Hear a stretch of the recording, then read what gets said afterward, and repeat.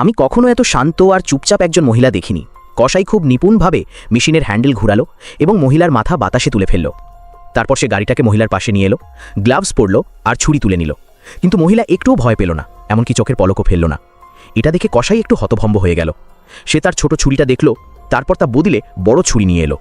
তবুও মহিলা একটুও নড়ল না। এবার কসাই একটু ঘাবড়ে গেল। এই মহিলা এত শান্ত কেন? আসলে সেই মহিলার নাম ছিল লিসা। সে স্টেশনে কারোর জন্য অপেক্ষা করছিল। ঠিক তখনই কসাই এসে তাকে ধরে ফেলল। সে লিসার ওপর একটা ওষুধ ছিটিয়ে দিল, যাতে সে অচেতন হয়ে যায়। অচেতন হওয়ার আগেই লিসা একটা ছায়া দেখতে পেল। সেটা ছিল তার প্রেমিক, যে একজন অন্ধ গোয়েন্দা। যদি লিসাকে মেরে ফেলা হতো, তাহলেও সেই অন্ধ গোয়েন্দা 7 দিনের মধ্যে খুনিকে খুঁজে বের করত। কিন্তু কসাই ছিল খুবই ভয়ঙ্কর। সে এই মাসেই 50 জনের বেশি মানুষকে খুন করেছে। সে লিসাকে বলল যে পুলিশও তার কিছু করতে পারবে না, আর অন্ধ গোয়েন্দার তো কোনো দামই নেই। কিন্তু তাও সে লিসাকে একটা সুযোগ দিল এবং বলল, আরও কয়েকদিন বেঁচে নাও। তারপর তাকে না মেরে সেখান থেকে চলে গেল। এবার কসাই নতুন শিকারের খোঁজে রওনা দিল। পথে সে এক মহিলাকে রাস্তার পাশে দাঁড়িয়ে গাড়ির জন্য অপেক্ষা করতে দেখল। সে তাকেও অচেতন করে নিজের গোপন কক্ষে নিয়ে গেল।